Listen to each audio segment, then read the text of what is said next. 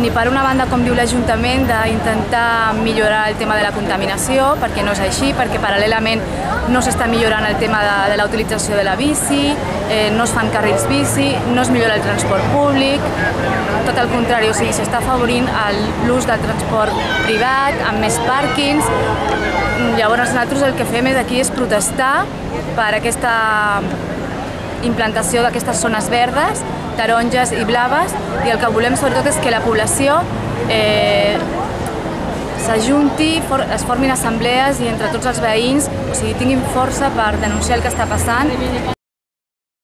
Perquè creiem que abans se tenia que haver fet altres mesures, com habilitar la possibilitat de venir caminant des dels barris més perifèrics, Boscos de Tarragona, Sabinosa, barris de Torreforta i Comar i Riu Clar, per exemple. És fàcil, només cal construir una vorera digna o una alternativa amb carril bici, i aquests diners que s'han gastat en pintures els podríem haver invertit allà.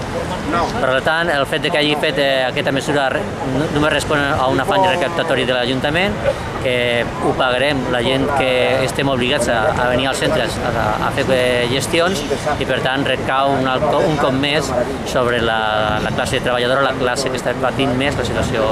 de crisi actual. Aquesta política de fer pagar a la zona blava no només és un greu perjudici cap als veïns que hauran de pagar per aparcar, sinó que també converteix en ciutadans de segona a la gent que viu als barris de Llevant i barris de Ponent. Tarragona és una ciutat molt centralitzada, on totes les gestions administratives s'han de fer al centre de la ciutat, i per tant la majoria de veïns que vulguin desplaçar-se al centre hauran de pagar a partir d'ara per fer aquestes gestions. Per altra banda, també comentar que aquestes mesures que diuen que és per mobilitat, per reduir el moviment de vehicles i tal, no venen acompanyades d'altres polítiques, com a principi d'any van pujar el preu de l'autobús, van eliminar freqüències d'autobús, segueix a Tarragona sense haver-hi carrils bicis, per tant, són polítiques recaptatòries.